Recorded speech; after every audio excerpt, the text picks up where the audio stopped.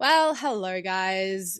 It's Elle. You're just stuck with me today. Pat, unfortunately, cannot be here, but it also makes sense that it is just me today because I need to apologize that it is my entire fault that we did not have an episode after the Silverstone Grand Prix. I was at the British Grand Prix and I just had a little bit too much fun and got completely distracted and very bad podcasting of me that I didn't sit down and record, but by the time it was okay to record and it was quiet on track because I was glamping on track, I just had to get out of there. I had been staying on track for 5 days. I think I got there on the Thursday. So let's sort of recap on what I was doing there. So essentially I was there for the British Grand Prix because Principal, my label, was doing a very exciting pop-up at the pop-up hotel in conjunction with the Paddock Journal. Sorry, I had to think of that name for a second. And we were essentially there to just help celebrate it and capture as much content as possible. So I landed on the Thursday morning of the British Grand Prix from Australia, got a hire car, and I drove straight out to Silverstone, set up the tent. Well, the tent was already set up, so I put my luggage in there. And then we went straight to a welcome party with the pop-up hotel and the Paddock Journal. And then David Guetta was playing. And I had way too much fun. Like, this was like the best concert of my life. I have never seen anything like that at a Grand Prix before. The crowd atmosphere was incredible. I reckon there was easily 20, 30,000 people there. It was probably more. I don't know what the number was, but that's what it felt like. And David Guetta was playing every single banger that you could think of. Like if you were 2013, I don't know how old everyone is here listening, but 2013 me, traveling around Europe, doing the full Euro trip hostel thing, that was the vibe of the music that was playing. It was insane. And then he started playing heaps of Avicii and it went off. And I was like, I can't believe I just landed from Australia. And now here I am drinking plenty of champagne and having the absolute time of my life. And it was 35 degrees, which was just wild coming from cold, miserable, grey, wet Melbourne. It was the best fun ever. And then I spent all weekend having fun. I hadn't gotten to experience a Grand Prix like that in a long time. It was the first time that I wasn't actually properly working at a Grand Prix. And I know that sounds weird, but it is a big thing. And sometimes just getting back to be able to sit back, enjoy everything that is happening and just having fun makes a huge difference. And the weather was just like, you would not expect it. I always said after 2024, I was like, nah, I'm never going back to Silverstone. When I was there, it was 8 degrees. It was torrential rain. It was wind. It was so cold and muddy. And this was an entirely different experience. And we were glamping on track, which is just insane. So we were actually in a track. So where that is in conjunction to the paddock, it's like, I don't know, 200-meter walk. It was wild. Like it was just there. Not that we could go in there.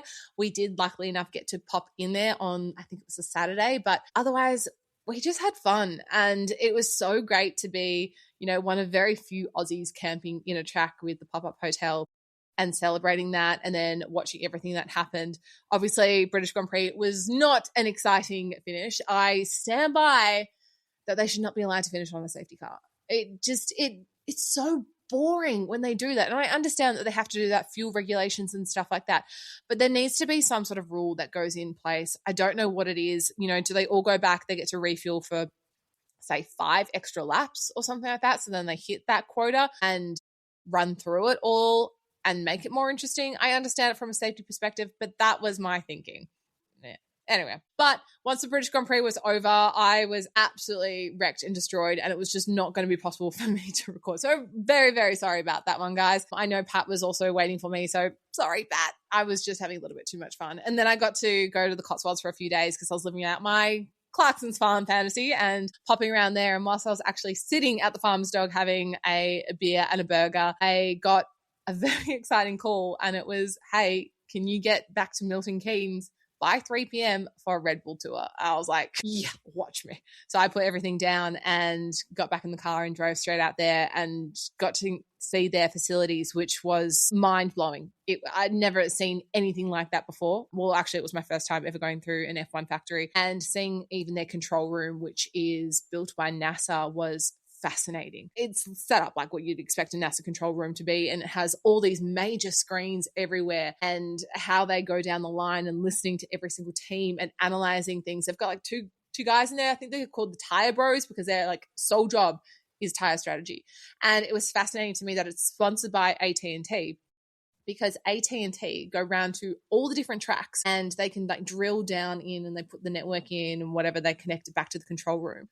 And obviously Melbourne being the furthest race away, I think the difference in time difference is 0.0002 or something like that response rate. So, and then that they go through all these simulations and it starts in the millions. And by the time it gets to like lap 5, they're down to like 3 scenarios that the race is going to be outcome unless something major happens that AI hasn't predicted.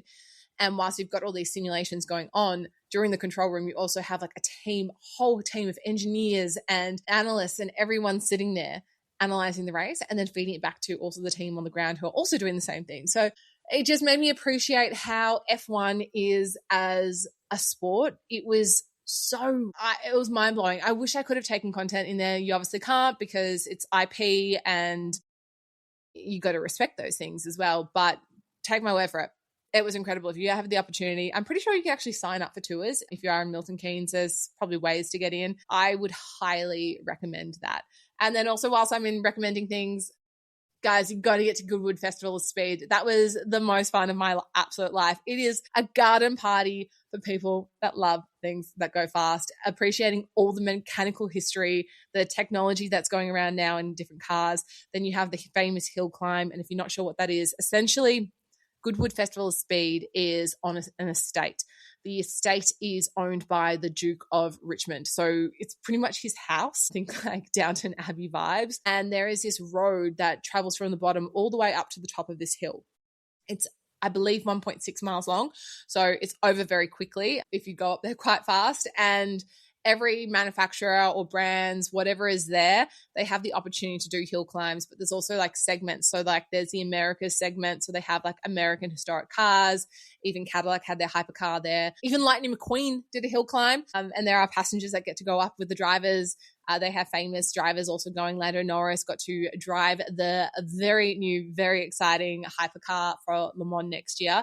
They launched that car at Goodwood. And so that was the car that he drove up. So you have all sorts of different things going on. And in the middle of this chaos of this hill climb is either side, there's all these incredible activations. And then there's like, you know, in the beautiful estate house, there's Rolls Royce, all glamorous with, you know, this beautiful Spectre car that's just like sitting there and everyone's just wandering around. Then you go out onto, I think it was called the Cartier Classic section. And that's where they do like the Concours judging and you're sipping champagne and Pimm's. And if you look to your left, all of a sudden there's a rally stage and there's cars going bonkers there. So, oh my God, I've had the time of my life. I then very quickly got a call when I went back to London just before I was heading back home to come out to the McLaren Tech Centre. And again, oh my God, the appreciation for what goes into F1's history and really just sitting down with the team there and talking about Bruce McLaren and how he had only started McLaren for 7 years when he passed away, and watching the history of that company and to what it is now. Mind blown. If you ever guys get the chance to go out there, again, recommend, because it makes me really appreciate the sport for what it is and all the effort that goes in behind it. And I think it's important sometimes to be reminded of why we love this sport, why we're here listening to this, why we're here talking about this, why we're watching it every weekend, and appreciating what goes just all around it. I know this season has been up and down. We all can feel that way, but it's worth it. But yeah, I'm very glad to be here because I did also nearly get stuck in the Middle East the other day. That was touch and go. If you saw on my stories, I got a cancelled flight whilst coming back to Melbourne from London, and it was looking like I was going to be stuck there for a while. There had been, we think it was a threat. We're not actually sure. They shut the Wi-Fi off halfway through the flight because everyone was like, what's happening with our flights? And our planes that were connecting us to Australia and other places, they took off without us essentially. So it was almost like that they got the clearance to quickly get out of there, and then we were stuck, and it was going to look like I was going to be in Colombo for 12 hours, but wasn't going to leave Abu Dhabi for 3 days. And I had to get back. I was like, no, Pat and I are doing a drive day with Drive Against Depression on Sunday. I want to be there. That's important to me. Driving is so important to me, and so is mental health.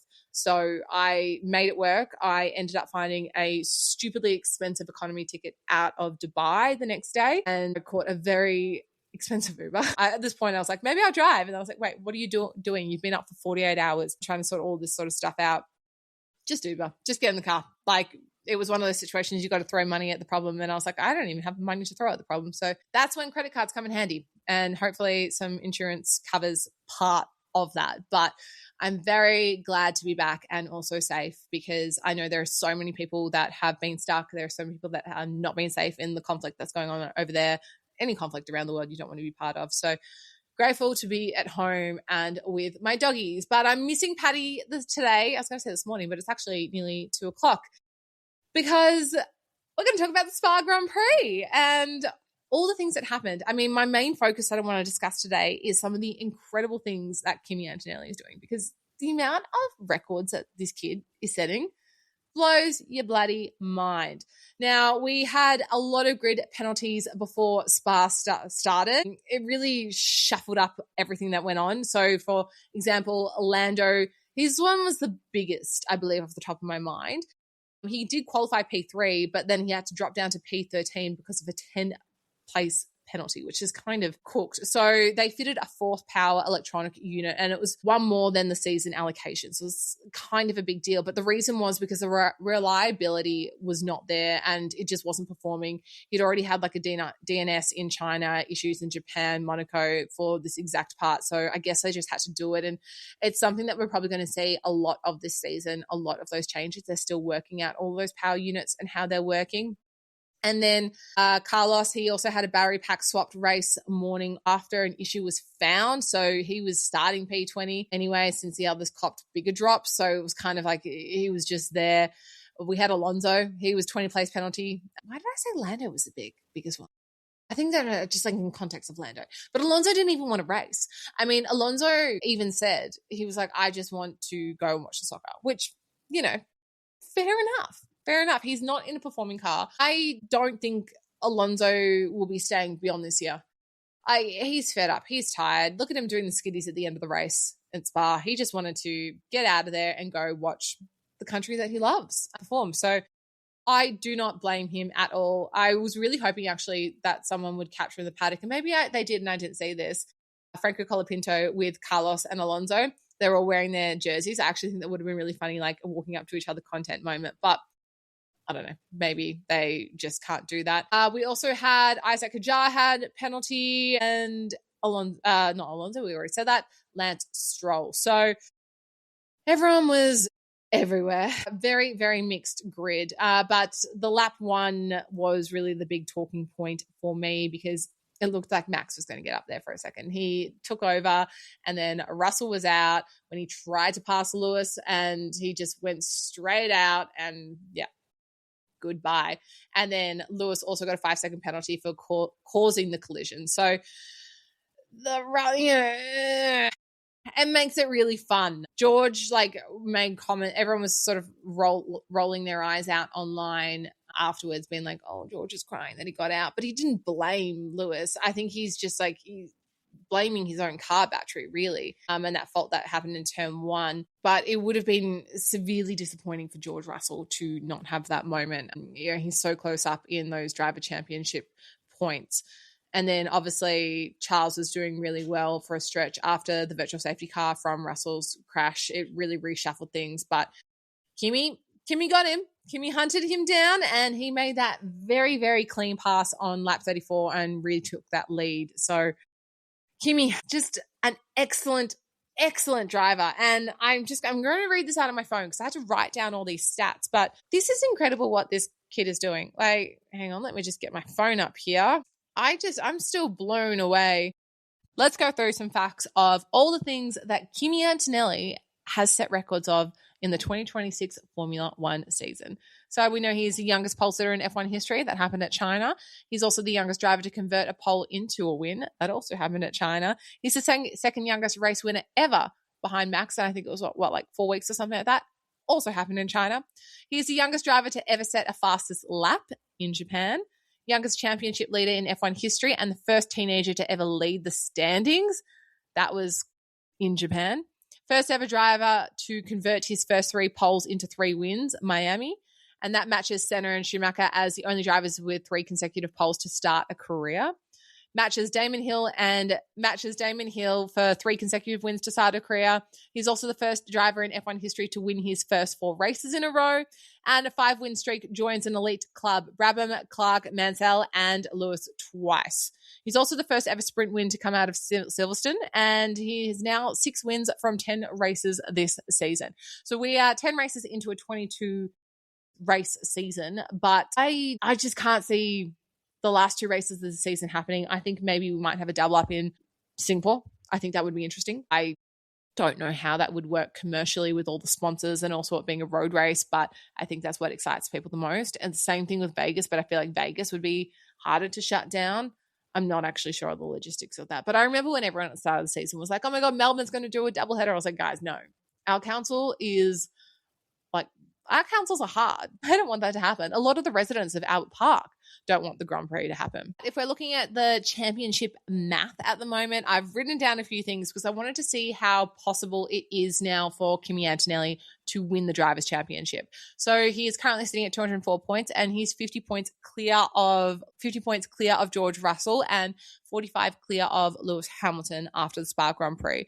So comparable historically to Rosenberg's 2016 campaign, who he had an identical 100 points after 4 rounds and then went on to win that title. So maybe there's something in there.